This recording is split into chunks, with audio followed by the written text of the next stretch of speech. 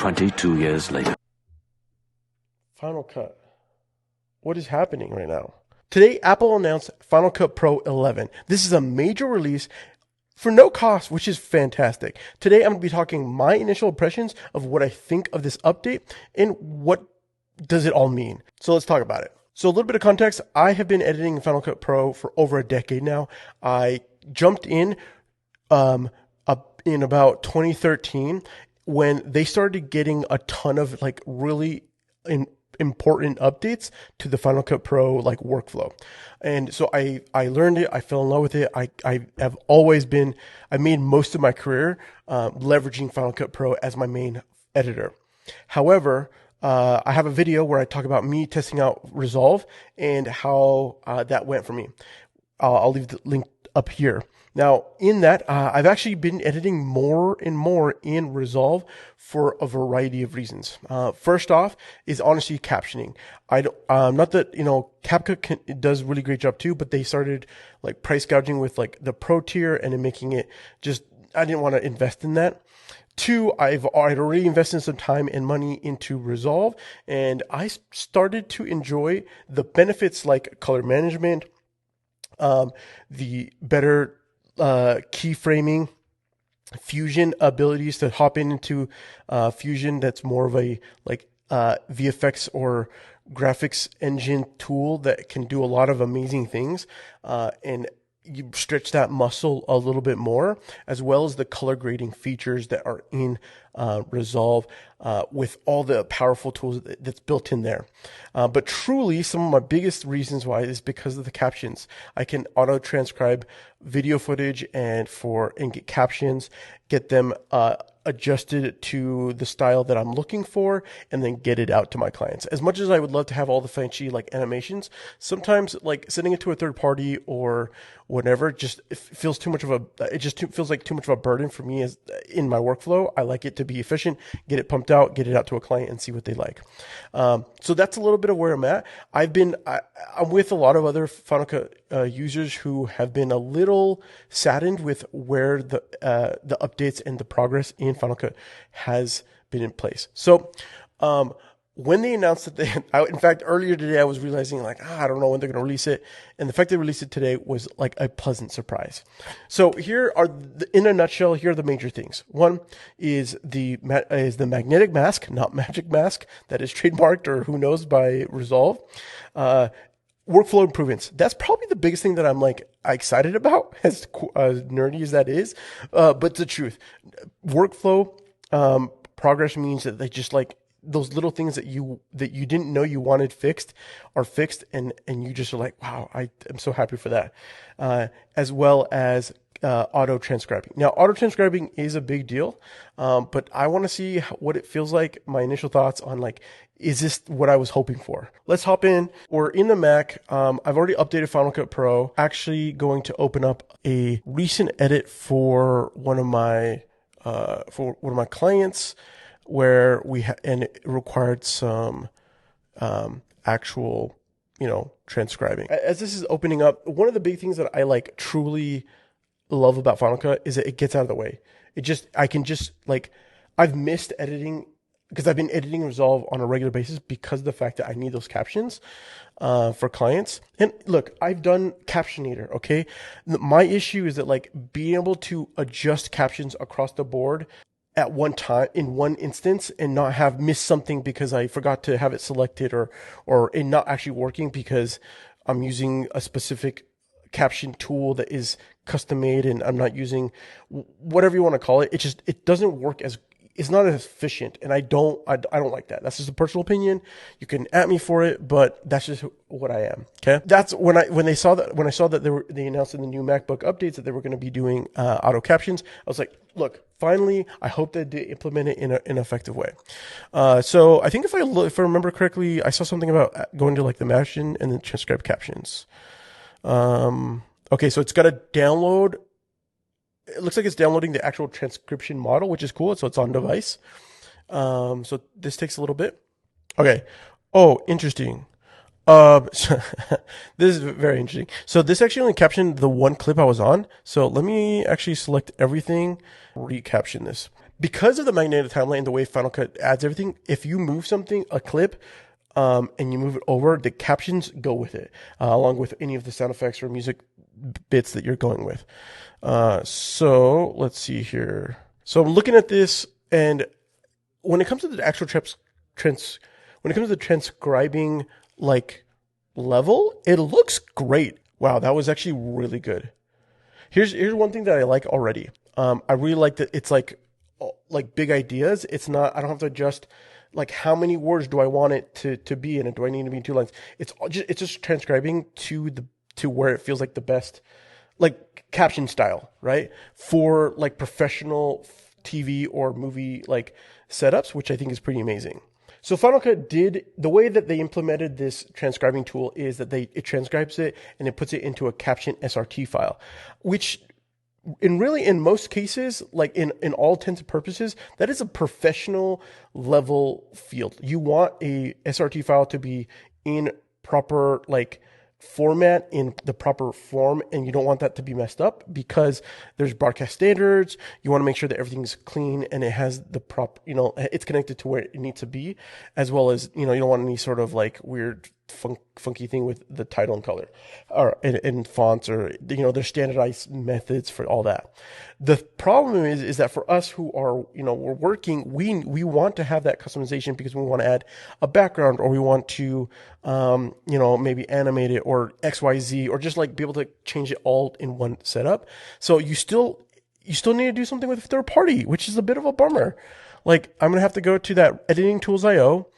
You have to go to the converters and then go to subtitle tool and converter. So you take the SRT file and then you convert it into, I believe, this Apple Final Cut Pro Experimental. I'm pretty sure this is actually, let me just double check. Let's check. Yep, 2398. Okay, so I'm going to download this bad boy into my downloads folder. Come over here, file, import XML, I believe is what it is. Yep. So let's grab this XML. Let's import this. So it imports it. Now I have titles. Okay. So these are basic titles, I believe. And if I park my playhead at the beginning, wonderful. And it does look like there was some weird mix up right here. Oh, no, sorry, that was my other title. So, real quick. So here, this is something that's really cool. They added this like nudge up, nudge down by holding an option up and down with your titles, or, if you have something above. If you're doing something on the bottom, you can only nudge things that are in the same role. So if I'm right here with this music track, I can switch them back and forth, but it's only going to affect the music track. And these are VOs, so it's only going to affect the VO. So I'm going to come over here and I'm going to turn off my caption role so I don't have them showing up. But right now, so like now I have to go in and adjust that. So if I select titles in my roles, I think if I come over here and I choose my font, it does change the font. Again, I have to adjust some sizing, and then I do have to adjust the scale. In this case, I probably would still end up using Captionator if I'm going to use a transcription. I do think that this transcription tool is better. Like Apple's implementation, it's a better model. So maybe what I would do is I just do what I just did, is go send it over there, or in Captionator, you might be able to import an SRT file. And they might actually Captionator might update their tool. So if I go to Captionator, file, open. Yeah, so no, you can't. You can't, which is a bit of a bummer. They might update something to make it better, or those developers are really awesome people, and they'll probably do something with this new tool. So I don't know. This is my overall initial impressions on and what I feel. Is it amazing that we have a really powerful and really like strong captioning SRT file that's on device in Final Cut built in? Yes.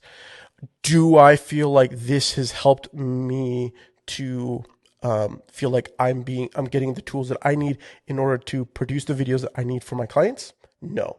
There's still a workaround. I still would probably reach for Resolve in a situation like this.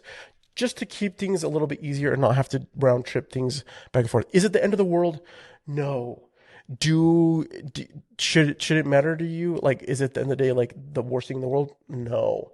But like, come on, Apple, give us a little bit what we're looking for. So that. All right. Next thing is the magic mask. So for that, I'm going to open up another library. And this is something that I do all the time for my movie podcast. So it's called Real Chums. So if you haven't checked it out, go check them out. We'd love to have you over there. So we do trailer reactions. And with our trailer reactions, I often use this tool called Keeper, which does like a masking tool. But let's just throw this one trailer in here. So what I normally do is, let me open up the Mission Impossible one I did. So what happens is I use this tool Keeper. So this is from Sheffield Softworks. These guys have had it out for probably, I don't know, maybe a year and a half. And it's gotten really good. You can do person, you can do subject, you can do everything you need to do. You can make it medium quality or whatever. You can thin it out or make it thicker, XYZ. But it's pretty, it's not like you have a ton of like finesse control. It does do a really great job, especially if you have a pretty good lit area. Not even if you don't have a really great lit area, it still does a pretty great job. But let's see what this magnetic mask, how it does, because I do think there's some cool features here. So, I think all I have to do is it's a new video effect, and I think it's called magnetic mask. I did really like that there was a feature. Okay, so whoa, that was cool. Let me see if can I add another one? Oh, that was actually really fast. I literally just clicked. That's impressive. Okay, so, whoa, that is clean. Wow, that's impressive. All right, so let's just add this bad boy. Okay, so I'm gonna hit this. Well, this is impressive. So the difference, so like, okay, so it does look like right here, it does look like it's adding my microphones when I'm using like those wireless microphones in the little stick mics for like, those things are a game changer, by the way, if you've never had them. So let me come in here, let me add this part. Oh, perfect. Now I'm good. I'm money. Boom. This is clean, guys. Oh, I think the last thing that we got to do is we just got to analyze. So let's go ahead and analyze this, see how it does. So 2 masks. We're not doing a ton of moving, but we're going from there. And again, I'm not sure if it would be better to have done 2 separate masks. Actually, okay, I'm just realizing that there's this wonderful. I do like that there's like this like little points to say where you've done it. So if I add, oh, there we go. Okay, so there's a button on the right-hand side here. Wonderful. I'm going to add that one, and then I'm going to add this here. Cool. So let's go ahead and now let's analyze. I do like that there's a color, though. I think that's pretty sick. This is not boding well right now, guys. Just a little bit. And this should not be this hard. I'm not sure exactly what's happening here. So let's open up this other project again. This one's going to take a little bit better. All right, so that's good. Let's go ahead and track this and see how, oh, what the heck? A few moments later. Still got hung up. A few inches later. This is brutal. All right, let's see here.